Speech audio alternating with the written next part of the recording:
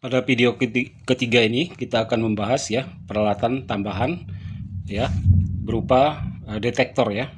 Gunanya detektor ini adalah untuk melihat potensi emas aluvial atau emas placer ya berupa nugget dan seterusnya. Namun dari video kedua kemarin yang saya rilis itu ada beberapa pertanyaan ya. Jadi sebelum kita bahas detektor, kita sedikit flashback untuk pembakar ya. Nah kemarin saya sudah jelaskan ini pembakar yang kita buat ya. Ini pembakarnya semua menggunakan gas kaleng ya. Oke, ini nanti saya pakai ini ya. Pakai ini cara buat dan segala macam. Kemarin uji coba sudah kita praktekkan. Namun dari video tersebut banyak yang bertanya tentang kecocokan kepala. Makanya saya bikinkan satu lagi ya pembakar, alternatif pembakar ya. Di mana kali ini kita menggunakan bensin ya. Ini bensin, pertalite dan pembakar atau burnernya bensin ya. Nah ini untuk blower ya tetap sama. Nah kalau Anda taruhlah tidak bisa buat, Anda bisa gunakan punya pompa celup ya 12 volt. Nanti dibongkar ya pompanya di dekat impellernya itu, di dekat baling-balingnya. Karena apa? Untuk pompa air dia ada seal karet. Nah itu seal karetnya dicopot dari sub motor ya, dari asnya motor itu dicopot supaya apa? Tidak terjadi gesekan panas karena tidak ada air. Itu dilepas saja. Sebab kita tidak butuh anti bocor ya, karet anti bocor karena nggak ada main air ya untuk pompa untuk blower. Jadi pompa air minum pompa air itu dirubah menjadi blower bisa dengan cara karet yang ada di seal itu dicopot. Kemudian untuk speed control ini kan saya buat karena saya kebetulan ada volt ampermeter ya. Kebetulan saya ada DC to DC step down. Sebenarnya Anda bisa gunakan PWM ya namanya. PWM itu pulse wide apa namanya M-nya itu modulated ya. Pulse wide modulated ya fungsinya adalah untuk mengatur kecepatan putaran motor ya. Anda bisa gunakan itu. Baterai Anda bisa gunakan baterai kering lain ya kalau Anda tidak bisa buat ya. Oke, baik, sekarang kita coba nih yang bensin ya. Nah, ini yang bensin ya. Saya jelaskan dulu ini konstruksinya. Bensinnya sendiri ya. Kalau kita pakai pembakar bensin, konstruksinya seperti ini. Ini udara masuk ya. Udara masuk sampai pada pangkal pantat botol ya. Nanti udara dari mini blower mengeluarkan udara yang tercampur dengan bensin, sehingga bensin yang bercampur dengan udara tersebut bisa menimbulkan efek gas ya. Baru nanti keluarnya efek gasnya di sini ya. Jadi dia nggak ada selang ke bawah, nggak ada ya. Namun, nah ini yang perlu diperhatikan sewaktu bikin. Cari yang botolnya agak panjang ya, seperti ini. Ini terlalu pendek. Kenapa? Supaya perjalanan perjalanan bensin uapnya itu ke atas itu ada space ya. Karena apa? Kalau terlalu pendek seperti ini, kadang embunnya itu masih masuk ke pembakar sehingga apinya besar, api merah ya. Padahal kita mau api yang biru itu yang panas. Nah caranya yaitu ini jaraknya agak jauh ya. Jadi dari bensin pertalite ini dengan lubang ini itu dengan lubang keluaran ini yang merah ya. Yang merah itu agak jauh gitu ya. Ini berarti ini panjang sedikit. Botolnya agak panjang ya. Namun ini untuk penjelasan aja karena tetap saya pakai yang gas kaleng nanti ya. Tetap pakai yang gas kaleng untuk penjelasan alternatif ya. Nah, ini saya pasang lagi, nanti kita langsung coba. Untuk membakar bensin ya, kita coba. Ini motor bergetar ya di lantai ini, sebenarnya tenang ini. Cuma karena bergetar di lantai ya, vibrasi suaranya jadi kencang. Oke, jadi ini mini blower, bensin ya, dan speed control ya. Oke, sekarang kita coba juga dengan tembaga ini ya. Karena apa? Kalau dia bisa melebur tembaga, otomatis juga bisa melebur emas ya. Karena tembaga kalau dibulatin ke atas butuh 1085 derajat Celcius ya kalau dibulatin ke atas, sedangkan emas butuh 1062 ya. lebih rendah suhu didihnya. Oke, ini berisik sedikit nggak apa-apa lah. Oke, sekarang tembaga kita taruh ya. Ini tinggal nanti kita atur ya speednya ya. Speednya kita atur.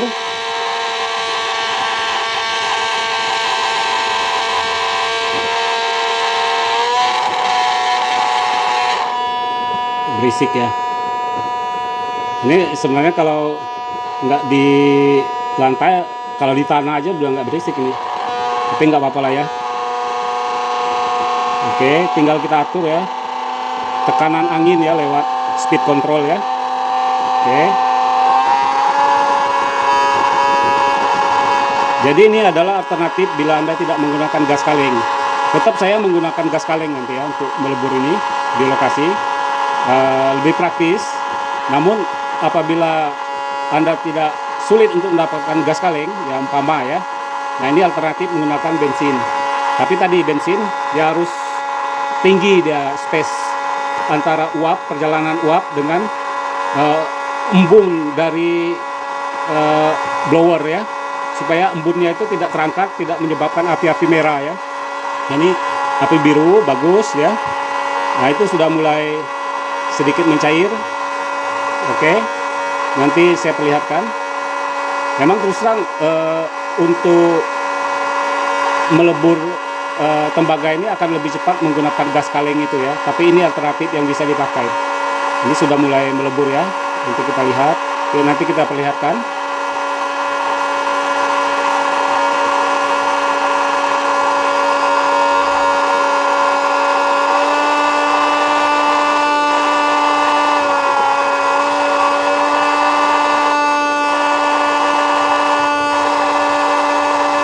Oke.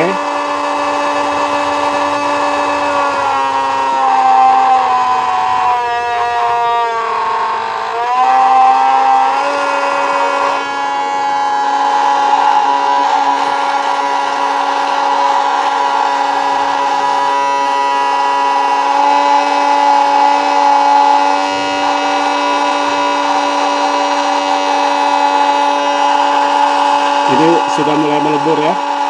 Saya perlihatkan mungkin silau ya. Sudah terlihat silau itu.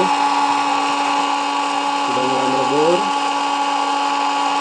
Bergeser dia dari tempatnya tadi ya. Mungkin terlihat nggak ya? Oke. Karena silau mungkin tidak terlihat ya. Tapi ini lebur. Oke. Memang sedikit lebih lama dibanding punya gas kaleng, takut. Namun ini bisa dijadikan alternatif ya. Ini api dari hembusan ya, sudah sangat cukup untuk melebur tembaga ya, walaupun sedikit lebih lama dibanding gas kaleng. Oke, ini cara matikannya biasa ya. Kalau seperti ini kita tutup ya. Kebetulan ini sudah ada stop run. Begitu kita tutup, maka gas dan udara bensin dan udara putus ya, terhenti, udah mati. Sehingga kita bisa atur speed control sama seperti gas itu ya, atau kita cabut ya. Nanti saya di lapangan tetap ya menggunakan yang gas kaleng ini ya, dia lebih cepat ya. Kemudian alternatif Anda bisa gunakan pembakar bensin ya. Ini pembakar bensin. Tadi saya sudah tunjukkan konstruksi dalamnya ya. Dan ini sudah juga saya sebutkan tadi penggantinya apabila Anda tidak bisa buat.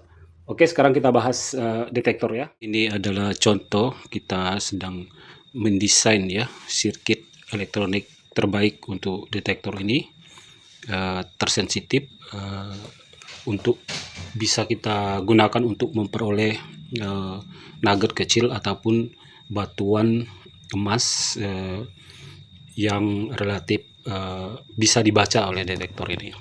Nah, ini sudah kita coba beberapa komponen ya, termasuk nilai-nilai resistor, kapasitor, kita cari yang terbaik, juga konfigurasi dari coil, searching coil ya, baik itu diameter searching coil, bentuk loopsnya, segala macam sudah kita cari yang terbaik. Ini adalah skematik diagram keseluruhan ya, hasil revisi yang tadi diperlihatkan di video. Anda bisa shortcut, Anda bisa zoom untuk melihat nilai-nilainya.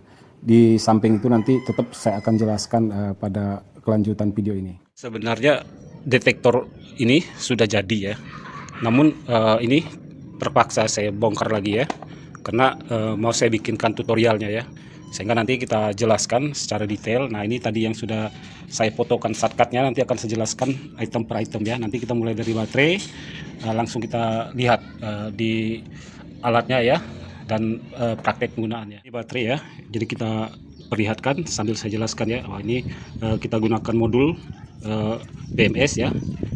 Modul BMS ini saya pakai yang 6 sel ya. Sel yang saya gunakan baterainya 18650 kali 6 ya. Nah, ini di modul itu sudah ada nanti terminal-terminal buat menghubungkan serian baterai ya, mulai dari 3,7 dan seterusnya. Juga ada untuk baterai positif pangkal dan baterai positif di penghujung baterai ke-6 ya, dan jalan masuk cas ya. Nanti kita gunakan cas 24 ya. Ini soketnya. Nah, ini polanya sama seperti yang di mesin di baterai untuk mini blower ya. Saya bikin 2 seri baterai jadinya ya. 3 seri baterai pertama, 3 seri baterai berikutnya, sehingga ini bisa menghasilkan 12 volt baterai pertama off, kemudian 12 volt baterai kedua, sehingga kita punya 2 cadangan baterai ya. Nah, baru nanti masuk ke modul ini bisa dilihat ya skematik sekalian nilai-nilainya ya bagi yang mau merakit. Masuk ke modul DC to DC step down sama modul meteran. Jadi untuk modul di unit ini ada 3 ya, modul BMS, modul voltmeter ya untuk melihat tegangan. Ini saya pasangkan switch ya, sehingga kita bisa baca tegangan setelah kita setting. Untuk unit ya, pemakaiannya saya setel antara 7 sampai 9 ya. Ini rank kerjanya ya, rank kerja dari sirkuit elektronik ini. Sebenarnya bisa kita naikkan jadi 10 atau 11, tapi lebih konsumtif dan MOSFET-nya sedikit lebih panas ya. Memang daya induksinya akan meningkat, namun sedikit boros dan MOSFET panas. Ini kalau di modul voltmeter ini, apabila kita taruh di posisi ini ya, dia akan baca tegangan masuk ya, tegangan asli dari baterai. Nah, ini saya tunjukkan ya. Ini BMS ya, modul. Ini sudah ada terminal-terminalnya, kabelnya kelihatan nggak nih ya. Solderan kabel tuh ke baterai ini disusun seri ya, kelihatan nggak? Susun seri biasa ya, seperti halnya susunan baterai biasa ya, susunan seri baterai. Nah, ini cas masuk ya, ini 24 volt ya, 24 volt cas masuk. Kemudian tadi kita lewat switching ya, di sini switching pemilihan saklar selektor ya, selector switch ya untuk baterai yang pertama. Ini baterai yang kedua ya, tengahnya off ya. Nah, ini modul 1 ya, BMS. Kemudian ini untuk men-set kebutuhan voltase ya untuk sirkuit ini semua. Saya set di 7,5 ya, biar irit dan MOSFET juga tidak panas. Walaupun tingkat induksi sedikit berkurang ya, tapi masih oke. Kemudian modul yang kedua adalah modul meter ya.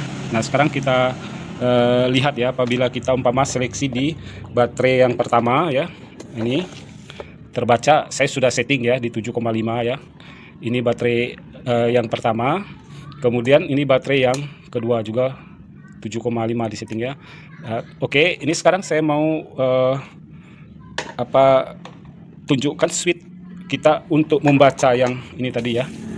Membaca angka yang sudah kita setting di 7,5 ya. Ini 75 sampai 9, nanti Anda setel sendiri lah mana yang bagusnya. Kebetulan saya sudah setel 7,5 volt ya, lewat DC to DC step down ini. Pembacaan saya ambil sini, namun saya ada switch untuk kita rubah pembacaan ke baterai input ya, dari baterai ini, sumber baterai, sehingga kita tahu ya posisi baterai itu berapa voltasenya ya. Ini saya kasih tanda ya, terlihat nggak? Reg itu maksudnya regulator ya, unreg itu tidak terregulasi ya. Kalau saya posisikan di tidak terregulasi seperti ini ya, maka dia di posisi ini, maka dia baca tegangan masuk. Sehingga kalau begitu kita nyalakan baterai pertama, posisi baterai pertama itu di 11,5, kemudian mati. Baterai kedua posisi di 12 volt ya, seperti itu. Dengan adanya 2 baterai ini, kita penggunaan baterai pertama dulu. Begitu baterai pertama melemah, kita bisa pindah ke baterai yang kedua. Oke, itu penjelasan baterai ya. Kita lanjut ke penjelasan tegangan kembarnya ya. Kenapa tegangan kembar? Untuk menghidupkan ini ya, on up sama receiver ya. Dia dua IC ini ya. IC ini saya rubah ya. Tadinya pakai 5234 ya. Sekarang saya rubah jadi penggunaan IC LF 357 ya. Ini mono amps ya, mono ampli. Yang tadinya dual ampli. Jadi terlalu padat di satu IC. Saya cari IC yang mono amp ya. Oke, mono amp ini dia butuh tegangan kembar ya. Untuk itu dari tadi keluaran dari DC to DC step down itu kita bikinkan pemecah tegangannya. Tetap saya gunakan IC55 ya. IC555 ini karena banyak di pasaran ya. IC55 pin 1 itu selalu negatif ya. Pin 8, pin 4 itu ke positif ya. 8, 4 positif, 1 negatif. Kemudian pin 3 itu keluaran ya. Nah, keluarannya kita naikin. Namanya ini multiple diode ya. Diode pelipat tegangan. Jadi keluaran dari IC3 itu dilipatkan tegangannya sehingga dia lebih dari 5,5 volt ya. Ini bisa kita susun seri untuk menaikkan lagi, tapi ini sekali saja sudah cukup, sekali diode multiple diode ya. Setelah tegangannya naik baru kita kasih zenir diode 5,1 volt untuk stabilizer ya, sehingga tegangan di sini stabil keluar 5 volt. Untuk tegangan kembar yang negatif kita menggunakan IC regulator 79L05 ya, sehingga keluarannya selalu minus 5 volt. Oke, ini untuk power supply udah selesai semua ya, mulai dari serian baterai, BMS, modul ya, termasuk modul di step down, modul di meteran, sampai pemecah tegangan kembar. Kemudian saya percepat aja penjelasannya ya. Ini IC untuk pembangkit frekuensi ya. Kemudian frekuensi nanti itu diperlebar. Frekuensi yang sudah diperlebar dikirim ke gate-nya MOSFET ya. Kemudian dari kaki 3 juga ya, keluarannya phosphide ini diinputkan ke electromagnetic field delay ya.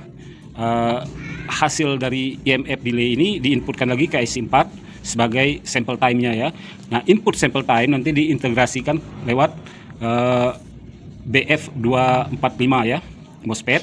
Nah, MOSFET ini mendapatkan input dari amplifier frekuensi ya, receiver ya. Receiver dapat input dari MOSFET. MOSFET ini mendapatkan induksi balik dari objek yang dideteksi ya, nanti saya perlihatkan. Kemudian keluaran dari integrator nanti masuk ke amplifier penguat ya, untuk diatur nanti ini ground sebalannya segala macam ya. Baru nanti di switching pakai pakai transistor BC 327 untuk mematchingkan output dari IC amplifier dengan input IC modulator ya, modulation ya, baru diperkuat dengan power transistor.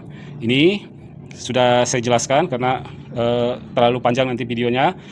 Sedangkan untuk coil ini saya bikin modifikasinya itu 3 lilitan yang kita susun seri ya, seperti ini, dengan damper resistor itu 330 ohm sampai 560 ohm, nanti dipilih aja, dicoba disesuaikan. Nah, sedangkan ohm atau resistensi daripada coil yang terluar ya, outer 6,8 ohm, yang middle itu 5,1 ohm, sedangkan yang centernya 3,3 ohm ya, seperti ini. Ini susun seri semua ya, susun seri. Nah, prinsip daripada detektor ini adalah seperti ini ya. Ini fisikanya, prinsip fisikanya arus ya, di jempol ini, arah jempol arus, maka induksi akan berputar seperti jari yang lain ya, seperti itu perputaran elektromagnetiknya. Begitupun dengan coil ini, begitu ini mengalir ya, maka terjadi putaran induksi elektromagnetik ya. Nah, elektromagnetik ini diperkuat dengan cara memperbanyak ya lilitan dan bentuknya yang loops ya, sehingga dia terjadi penguatan elektromagnetik. Kemudian saya buat 3 seperti ini. Jadi sifat elektromagnetik nanti yang tengah ini akan menarik yang luar, sehingga ini akan terjadi penguatan induksi ya. Nah, penguatan induksi di lilitan tengah juga akan tertarik oleh lilitan yang di tengah ya, yang ini apa ya namanya, yang inilah yang kecil ya, yang tengah ini tengah ya, bingung juga bahasanya. Oke, ditarik oleh lilitan yang ketiga lah, yang kecil yang ketiga, sehingga akan terjadi fokus induksi nanti di sini. Nah, kalau kita gunakan satu, maka penguatannya tidak saling memultiplier ya ibaratnya. Ini susunnya seri ya seperti ini. Kemudian damper nanti Anda cocokkan. Nah, sekarang saya mau tunjukkan beda detektor dengan prinsip kerja false induction. Ya, ini false induction ya. Cirinya dia menggunakan lilitan induksi. Dia cukup 2 kabel aja sebagai lilitan searching sekalian sebagai receiver. Jadi transmitter receivernya di satu lilitan juga. Ini hanya pola seri aja ya, hanya pola seri. Tapi ini sebenarnya satu. Kalau yang model very low frekuensi, dia menggunakan memang lilitan transmitter dan lilitan atau coil receiver ya. Memang masing-masing ada kelebihan. Untuk yang very low frekuensi, kelebihannya begitu frekuensi menangkap objek dari suatu benda yang ditargetkan atau yang dideteksi, maka balik frekuensi yang balik kecepatan dari objek ternyata beda-beda. Misal besi akan berbeda kecepatan baliknya yang akan ditangkap oleh receiver coil dengan aluminium umpama. Sehingga masing-masing logam itu bisa dikasih ID ya. Sehingga bisa diperkirakan benda apa yang kira-kira dideteksi. Itu kelebihan sistem very low frekuensi. Namun untuk false induction dia punya kelebihan, dia menginduksi dengan kuat sehingga dia bisa mendeteksi pada lapisan tanah yang lebih dalam serta bisa mendeteksi objek yang lebih kecil dengan lebih baik. Nanti kita perlihatkan ya apa yang dimaksud dengan induksi dan contoh induksi objek yang lebih kecil. Ini contoh penguatan yang saling mempengaruhi ya, memperkuat multiplier ya, sehingga titik fokus induksi ya itu memperkuat nanti kemampuan dia untuk mendeteksi suatu objek. Contoh ini ya, ini kepala baut kecil ya, kita tempel ya, itu bunyi deteksinya. Namun begitu dia kalau kita umpama ini punya cuma satu coil, dia akan mendeteksi seperti ini kira-kira ya bunyinya. Tapi begitu di coil berikutnya akan terjadi penguatan ya. Ini satu coil kedua terjadi penguatan induksi dan induksi yang terkumpul kembali tertarik ke sini untuk difokuskan ya, seperti ini lebih kencang ya ini ya, sehingga ini bisa mendeteksi objek yang lebih kecil ya seperti ini. Atau kita ambil lagi yang lebih kecil lagi ya, contoh seperti ini ya. Nanti kita coba timbang itu berapa ya. Seperti ini kawat ya, halus sekali. Ini bunyi deteksi di coil pertama ya, bunyi deteksi di coil kedua ya, lebih cepat ini ya tangkapan frekuensinya. Kemudian yang tengah akan lebih kencang lagi ya. Ini yang tengah, ini yang pinggir ya. Ini yang tengah, ini yang center ya. Gitu. Ini kalau kita timbang objek ini sangat ringan ya. Nanti terlihat nggak? Kita ter. Itu tidak terbaca oleh timbangan ya. Kita lihat. Tidak terbaca oleh timbangan saking ringannya objek ya. Kemudian induksi, ini contoh induksi ya. Contoh induksi bahwa ini coil ya, saya kasih LED ini ya. Sehingga nanti lilitan ini akan terinduksi oleh ini induktor dari detektor ya. Contoh seperti ini. Nah itu ini menyala ya. Sebentar terlihat tidak? Nah itu menyala. Ini. Oke, mungkin saya lihat di tangan gini ya. Nah itu ya, cahaya tuh mati ya. Ini sistem induksi ya. Jadi dia menginduksi objek tuh ya. Ini objek yang diinduksi ya. Dia bisa menginduksi ya karena frekuensinya ini kecepatan putus mati lilitan, walaupun ini DC ya, karena diatur oleh MOSFET dia tetap bisa menyala ya.